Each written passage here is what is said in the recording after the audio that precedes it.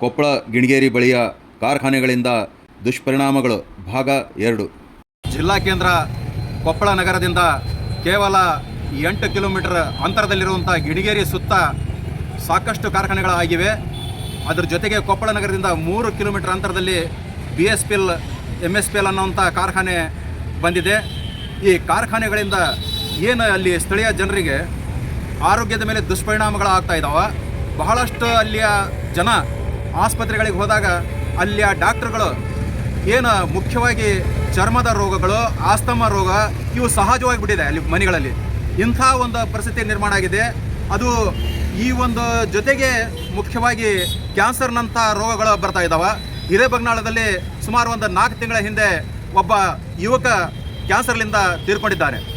ಅಂದ್ರೆ ಏನು ಅಂದರೆ ಈ ಭಾಗದಲ್ಲಿರುವಂಥ ಜನರಿಗೆ ಹಲವಾರು ರೀತಿಯ ರೋಗಗಳು ಉಲ್ಬಣವಾಗ್ತಾ ಇದ್ದಾವೆ.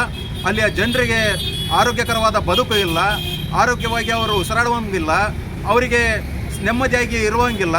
ಅಲ್ಲಿ ಬೂದಿ ಬಂದು ಬೀಳ್ತಾ ಇದೆ ಕಾರ್ಖಾನೆಗಳಿಂದ. ಆ ಬೂದಿ ಬೀಳೋದ್ರ ಜೊತೆಗೆ ಆ ವಾಯು ಮಾಲಿನ್ಯವಾಗಿ ಉಸಿರಾಡೋದ್ರ ಸಹಿತ ತೊಂದರೆ ಆಗ್ತಾ ಇದೆ.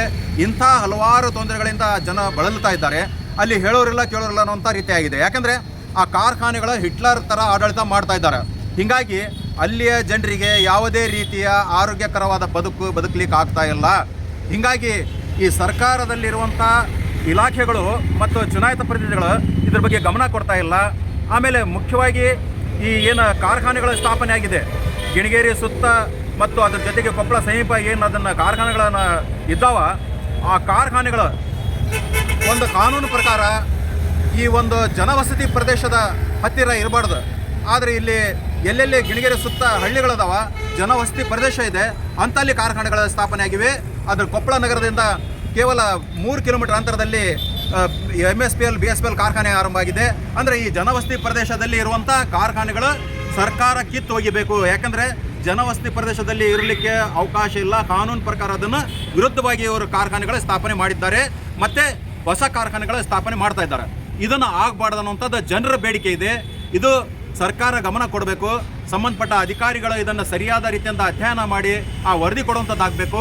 ಆಮೇಲೆ ಕೊಪ್ಪಳ ನಗರ ಮತ್ತು ಭಾಗ್ಯನಗರ ಗಿಣಿಗೇರಿ ಸುತ್ತ ಇರುವಂಥ ಜನವಸತಿ ಪ್ರದೇಶದಲ್ಲಿದ್ದಾರುವಂಥ ಯುವಕರು ಈ ಒಂದು ಏನು ಕಾರ್ಖಾನೆಗಳಿಂದ ಸಮಸ್ಯೆ ಆಗ್ತಾ ಇದ್ದಾವೆ, ಆರೋಗ್ಯದ ಮೇಲೆ ಆಗಿರ್ಬೋದು, ಹಾಗೂ ಈ ಜನವಸತಿ ಮತ್ತು ಈ ಭೂಮಿ ಮೇಲೆ ಏನು ಬೆಳೆಗಳಿಗೆ ಇಳುವರಿ ಕಡಿಮೆ ಆಗ್ತಾ ಇದೆ, ಇವು ಸಹಿತ ಒಂದು ಇದು ಮಾಡ್ಕೊಂಡು ಪ್ರತಿಭಟಿಸುವಂಥ ಯುವಕರು ಮುಂದೆ ಬರಬೇಕಾಗಿದೆ. ಅದರ ಜೊತೆಗೆ ಏನು ಕೊಪ್ಪಳ ನಗರದಲ್ಲಿ ಅಕ್ಟೋಬರ್ 31ರಿಂದ ಏನು ಸತ್ಯಾಗ್ರಹ ಏನು ಚಾಲೂ ಮಾಡಿದೆ, ಅನಿರ್ದಿಷ್ಟಾವಧಿ ಸತ್ಯಾಗ್ರಹ ಧರಣಿ ಆರಂಭ ಮಾಡಿದೆ, ಅದರಲ್ಲಿ ಯುವಕರು ಭಾಗವಹಿಸುವಂಥದ್ದಾಗಬೇಕು. ಈ ಪ್ರತಿಭಟನೆಗೆ ಇನ್ನೂ ಶಕ್ತಿ ತುಂಬುವಂಥದ್ದಾಗಬೇಕಾಗಿದೆ. ಆ ನಿಟ್ಟಿನಲ್ಲಿ ಎಲ್ಲ ಯುವಕರು ಪ್ರಯತ್ನ ಮಾಡಬೇಕು. ಇಲ್ಲಿಂದ ಈ ಕಾರ್ಖಾನೆಗಳನ್ನು ಕಿತ್ತೋಗುವಂಥದ್ದಾಗಬೇಕು. ನಮಗೆ ಭಾಳಷ್ಟು ಯುವಕರಿಗೆ ಏನು ಆಶ್ವಾಸನೆ ಕೊಡ್ತಾ ಇದ್ದಾರೆ ಅಂದರೆ, ಕಾರ್ಖಾನೆಗಳಾದರೆ ಹೆಚ್ಚು ಕೆಲಸ ಸಿಗುತ್ತೆ, ಹೆಚ್ಚು ಉದ್ಯೋಗ ಸಿಗುತ್ತೆ, ಹೆಚ್ಚು ನೌಕರಿ ಸಿಗುತ್ತೆ ಅನ್ನುವಂಥದ್ದು ಒಳ್ಳೆ ಆಶ್ವಾಸನೆ ಕೊಡ್ತಾ ಇದ್ದಾರೆ. ಆದರೆ ಇನ್ನೂವರೆಗೆ ಏನು ಕಾರ್ಖಾನೆಗಳ ಸ್ಥಾಪನೆ ಆಗಿವೆ, ಅಲ್ಲಿ ನಮ್ಮ ಕೊಪ್ಪಳ ಮತ್ತು ಭಾಗ್ಯನಗರ ಸೇರಿದಂತೆ ಗಿಣಿಗೇರಿ ಸುತ್ತಿರುವಂಥ ಎಷ್ಟು ಯುವಕರಿಗೆ ಉದ್ಯೋಗ ಕೊಟ್ಟಿದ್ದಾರೆ ಅನ್ನೋದು ಅಲ್ಲಿ ನೋಡಿಕೊಂಡಾಗ ಅಲ್ಲಿ ಬಹಳಷ್ಟು ಕಡಿಮೆ. ಅಂದರೆ ಹೆಚ್ಚು ಅಲ್ಲಿ ಕಸ ಹೊಡಿಲಿಕ್ಕೆ, P1 ಕೆಲಸ, ಮತ್ತು ಅಲ್ಲಿ ಏನಾದರೂ ಕಟ್ಟಡ ಕಟ್ಟಲಿಕ್ಕೆ ಅಂಥ ಒಂದು ಕೆಲಸಕ್ಕೆ ಮಾತ್ರ ಕೊಡ್ತಾ ಇದ್ದಾರೆ ಹೊರತಾಗಿ ಯಾವುದೇ ಕಾಯಂ ಜಾಬ್ ಕೊಡ್ತಾ ಇಲ್ಲ. ಅದಕ್ಕಾಗಿ ಯುವಕರು ಅದನ್ನು ನೋಡಬೇಕಲ್ಲಿ ಕಾರ್ಖಾನೆಗಳಲ್ಲಿ ಎಷ್ಟು ಮಂದಿ ಕೆಲಸ ಕೊಡ್ತಾ ಇದ್ದಾರೆ ನೋಡಿಕೊಂಡು ಅದರ ಪ್ರಕಾರ ಈ ಒಂದು ಕಾರ್ಖಾನೆಗಳ ಬಗ್ಗೆ ಆಲೋಚನೆ ಮಾಡಲಿ. ಆಮೇಲೆ ಈಗ ಇರುವಂಥ ಕಾರ್ಖಾನೆಗಳಲ್ಲಿ ಬಹುತೇಕವಾಗಿ ಬೇರೆ ಬೇರೆ ಜಿಲ್ಲೆಗಳಿಂದ ಮತ್ತು ಬೇರೆ ಬೇರೆ ರಾಜ್ಯಗಳಿಂದ ತಂದು ಇಲ್ಲಿ ಕೆಲಸ ಕೊಡ್ತಾ ಇದ್ದಾರೆ. ಅದು ಕಡಿಮೆ ಪಗಾರಿನಲ್ಲಿ ಕೆಲಸ ಕೊಟ್ಟು ಅವ್ರಿಗೆ ದುಡಿಸ್ಕೊತಾ ಇದ್ದಾರೆ.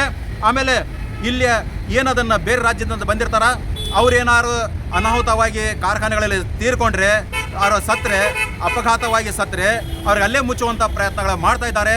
ಅಕಸ್ಮಾತ್ ಕೊಪ್ಪಳದವರಾದರೆ, ಭಾಗ್ಯನಗರದವರು ಮತ್ತು ಗಿಣಿಗೇರಿ ಸುತ್ತಿರುವಂಥ ಯುವಕರು ಏನಾರು ಅಲ್ಲಿ ಕೆಲಸ ಮಾಡಿಕೊಂಡು ಅಲ್ಲಿ ಏನಾರು ಅನಾಹುತಕ್ಕೆ ಈಡಾಗಿ ತೀರ್ಕೊಂಡ್ರೆ ಅಂಥವರಿಗೆ ಪರಿಹಾರ ಕೊಡಬೇಕಾಗುತ್ತೆ, ಮತ್ತು ಅವ್ರ ಜೊತೆಗೆ ಆ ಕುಟುಂಬದವರಿಗೆ ಉದ್ಯೋಗ ಕೊಡಬೇಕಾಗುತ್ತೆ ಅನ್ನುವಂಥ ಒಂದು ಅವರು ಆಲೋಚನೆ ಮಾಡ್ಕೊಂಡು ಕಾರ್ಖಾನೆಗಳು ಇಲ್ಲಿ ಅವ್ರಿಗೆ ಉದ್ಯೋಗ ಕೊಡಲ್ಲ. ಅವರು ಯಾವುದೇ ಕಾರಣಕ್ಕೂ ಇಲ್ಲಿ ಅವ್ರಿಗೆ ಅವಕಾಶ ಕೊಡಲ್ಲ. ಅದಕ್ಕಾಗಿ ಕಾರ್ಖಾನೆಗಳು ಇಲ್ಲಿಂದ ಕಿತ್ತು ಹೋಗ್ಬೇಕನ್ನುವಂಥದ್ದು ನಮ್ಮ ಕೊಪ್ಪಳ ಜಿಲ್ಲೆಯ ಮಹಾಜನತೆಯ ಬೇಡಿಕೆ ಆಗಿದೆ.